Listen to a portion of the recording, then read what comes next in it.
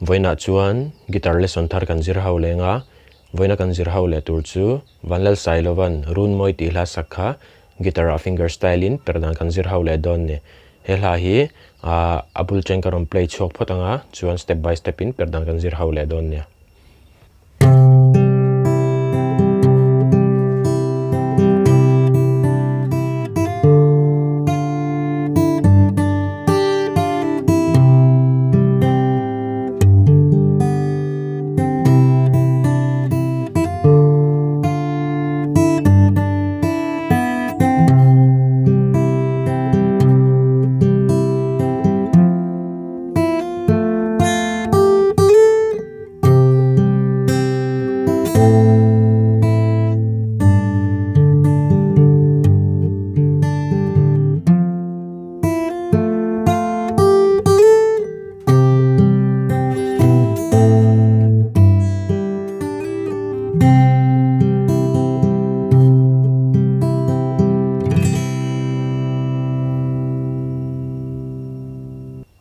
avarsa atlar masabera chu tiana kalang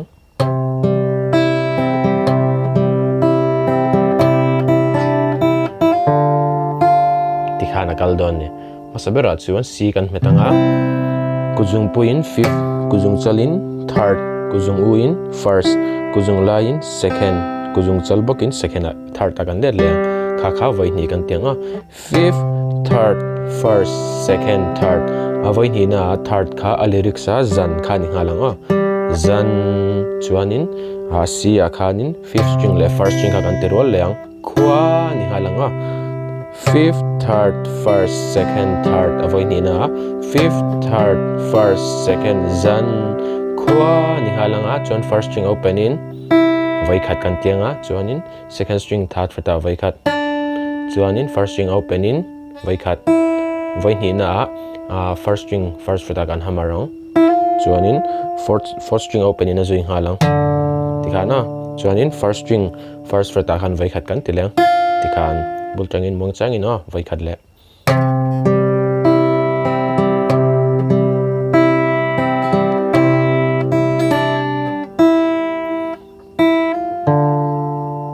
tikhana kaldon ni avarsa second line chu tinakal leang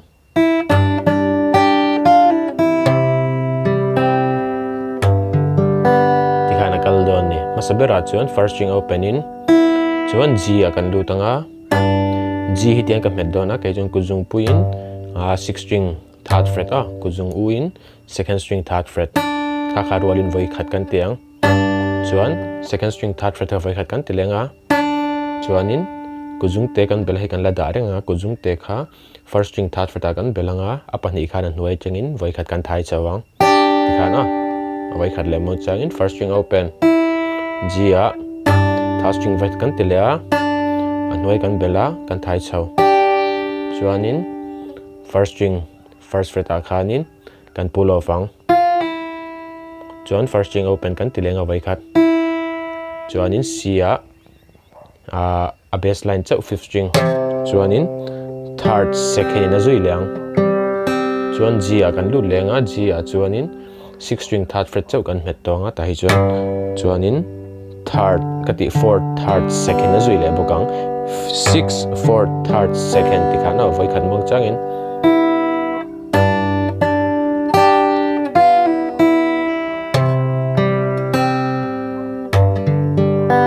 speed pa ngai no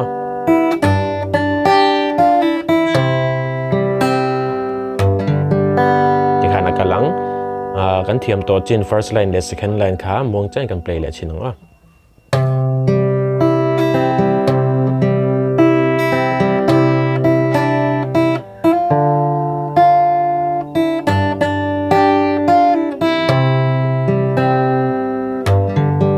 tikhana kalang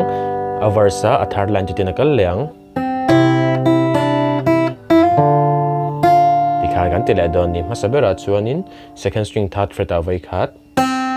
chuanin c a hian a bass line chau ka met le fifth string third fret khama chuanin first string open nen kan tirol leang hemi zuwa khan chuan first string open kan tilenga chuanin second string third fret vai khat first string open chuan first string kha first fret a voi khat kan hamar on anga chuan in fourth string open chuan first string a khan in first fret a tho kan voi khat thikhana voi khat mong chang in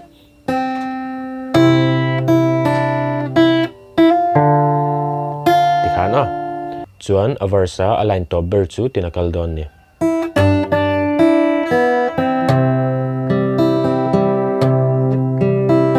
thikhana kalanga ama sabera chuan in first string opening kan tianga chuan G ma ka meng tho 6 string third fret a khan kuzung puin kan tilenga dule te point kan met theya tipon kan met theya chuan kuzung u hianin third second string third fret a rolin vai khat kan tileng chuan third string a second string third fret a vai khat kan tileng tikhana chuan first string in open second string open chuan second string first fret a vai khat chuan C a ama intro kan play ang chi khan fifth third first second third vai khat kan tileng fifth third first second third tikhana vai khat kan tileng among changin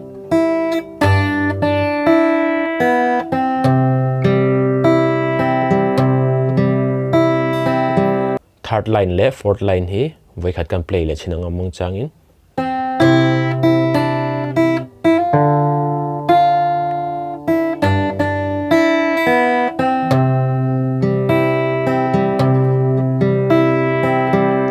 kaldon ni voi khat mon changin a verse pum pui hi in thiam le zual nan kan play chalang a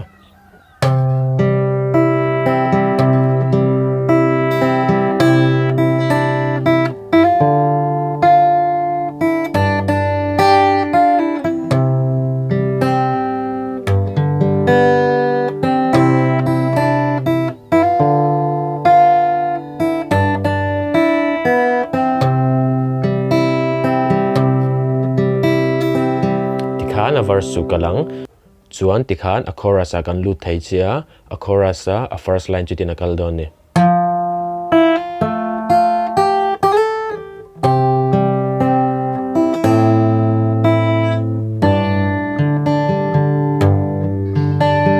tikhan a kalang a ama sabera chuan F tihan kan met don ni ikuzung uin third fret a khan fourth string kuzung lain second fret a third string a kha kan metang masabera chuanin ikuzung puin fourth string khai met masaberanga chuanin first string first fret a khan vai khat kan hamaron anga tikhan chuanin second third string a kan net lenga mi kan met ranga tikhan chuanin first string first fret a vai khat kan tileng tikhana khan kan ti don ni chuan a dot le a chuanin kuzung te in first string third fret a khan vai khat chuan vai khat kan ti lenga fifth fret a kan slide tang chuan kan let leng third fret a bul tang tlai tang khan ti khan a dot a chuan ten kan ti leng ti khan masabera chuanin C kan met lenga chuan kuzung te in first string third fret a kan belang kha fifth string le first string kan tirwa lang chuanin first string open in A minor a kan metanga A minor a khan hemi le D string cheu kan tianga tikhan A string open kha bultang in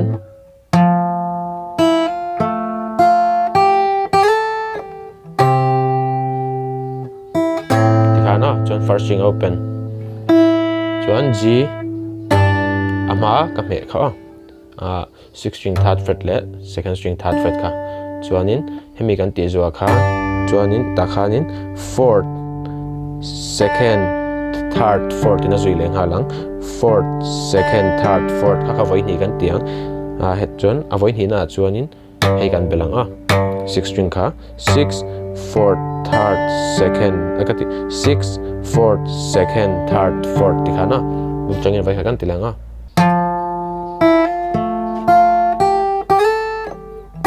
hemi zo a hianin hemi ka lo sei maya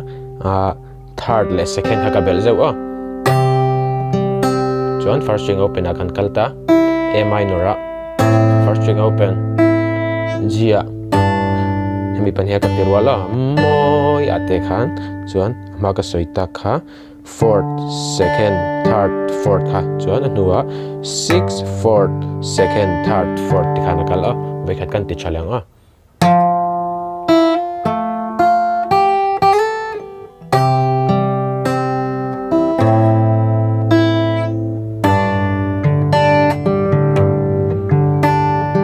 ti khana kalang a adota chen tin kal leang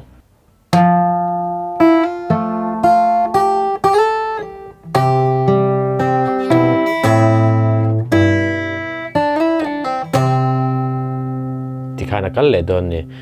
tunami hi a chorus a second line hi a first line nen khan inang chin oma inang chin lai chutian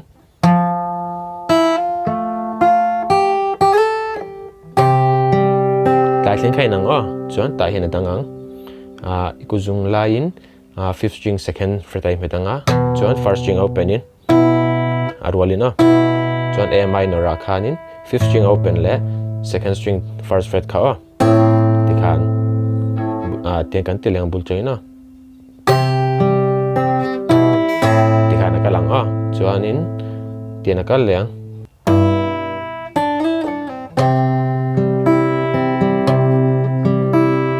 tikhana kal le don ni masabera chuan G bass line ma 6 string third fret kha first string open in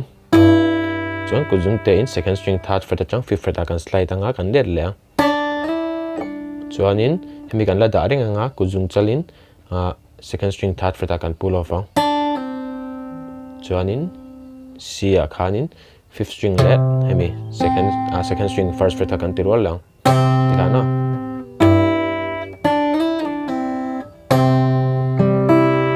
amaga soi thau tikana kal le don ni vai khat second line kan tile chin anga enang chin khatlai hi nia first line in ang chin khamo second line na khan tian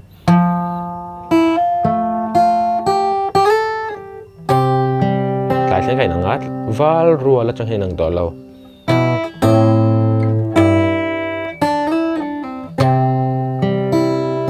hemi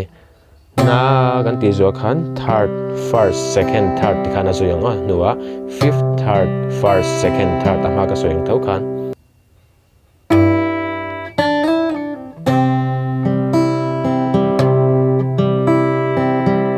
a hlawkpui chu kal don ni a chorus hi vai khat mong chang kan play le chinang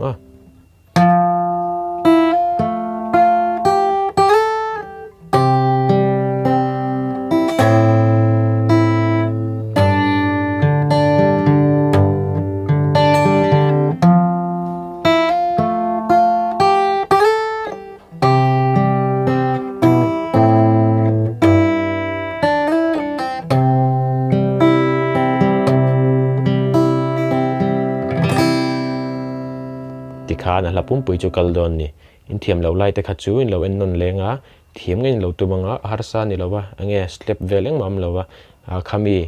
in thiam ton huwa kha nang mani ponin practice theya achidang entirnan tingte point ange simple lutuk lovin ma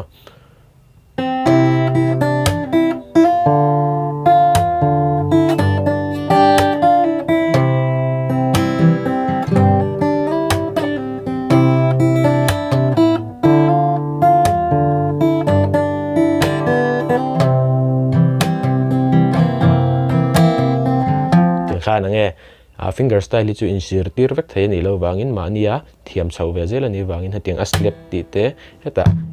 hetia wa khong rik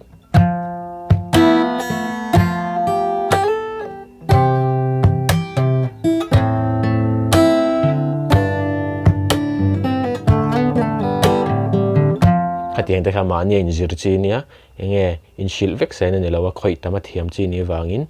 in lo zirngunanga thiam ngein lo tumanga ale peka guitar lesson thar kan zir haule don nia in zawain mang thavek ule